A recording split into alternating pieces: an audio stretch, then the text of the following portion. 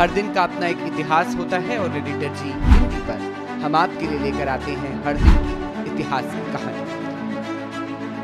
इतिहास के पहले हिस्से में हम बात करेंगे पहले अश्वेत राष्ट्रपति की। 10 मई साल 1994 ये वो तारीख है जब दक्षिण अफ्रीका को पहला अश्वेत राष्ट्रपति मिला था। नाम था नेल्सन मंडेला। मंडेला ने 27 साल जेल में रहकर अफ्रीका में रंगभेदी नीतियों के खिलाफ लड़ाई लड़ी। तब जाकर देश में श्वेत अश्वेत के बीच की खाई पट पाई। 18 जुलाई साल 1918 को जन्मे मंडेला दक्षिण अफ्रीका की क्रांति के जनक माने जाते हैं। लोग प्यार से उन्हें मदीबा कहकर बुलाते थे। उनकी सरकार ने सालों से चली आ रही रंगभेद की नीति को खत्म करने और इसे अफ्रीका की धरती से बाहर करने के लिए भरपूर काम किया।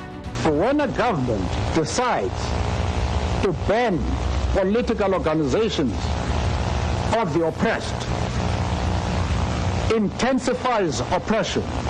उन्होंने दक्षिण अफ्रीका का एक नए युग में प्रवेश करवाया। साल 2009 में संयुक्त राष्ट्र महासभा में उनके जन्मदिन 18 जुलाई को मंडेला दिवस के रूप में मनाने की घोषणा की गई। भारत सरकार ने 1990 में मंडेला को भारत के सर्वोच्च नागरिक सम्मान भारत रत्न से भी सम्मानित किया था। साल 1993 में उन्हें शांति का नोबेल पुरस्कार दिया गया।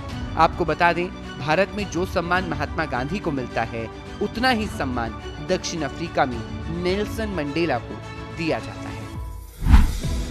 इतिहास के दूसरे हिस्से में बात ऐसी क्रांति के बारे में करेंगे जिसने भारत में पहली बार ब्रिटिश हुकूमत की नींव को खोखला कर दिया था। जी हाँ, हम बात कर रहे हैं साल 1857 की क्रांति की, जिसकी शुरुआत आज यानी 10 मई से हुई। ये वही दिन था जब मेरठ की तीनों रेजिमेंट के सिपाहियों ने बगावत का झंडा उठाकर दिल्ली कूच किया। इसमें महिलाओं ने भी सहयोग किया। ब्रिटिश अधिकारियों ने इसे दबाने के लिए अपनी पूरी ताकत झोंक दी। क्रांति के इस आगाज का नेतृत्व अंतिम मुगल शासक बहादुर शाह जफर ने किया था। वहीं नाना साहब, झांसी की रानी लक्ष्मीबाई, तात्या टोपे समेत कई बड़े नाम इसमें शामिल हुए थे। भले ही ये क्रांति सफल नहीं हो सकी, लेकिन इसने भारत में अंग्रेजी हुकूमत की जड़ हिलाकर रख दी।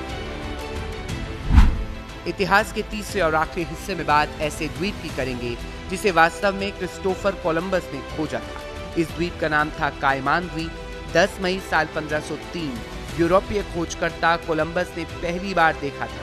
कहा जाता है कि इसकी खोज एक अप्रत्याशित हवा के कारण हुई थी, जिसने कोलंबस के जहाज को रास्ते में भटका दिया था। नई दुनिया की अपनी चौथी और अंतिम यात्रा पर कोलंबस हिस्पानियोला द्वीप के रास्ते में था। तब उसका जहाज कछुओं से भरे 2 बहुत बड़े और निचले द्वीपों की ओर बढ़ रहा था। देखे गए इस द्वीपों को कायमान द्वीप और लिटिल कायमान कहा गया। बाद में साल 1523 में इन द्वीपों को मानचित्र में भी दिखाया गया।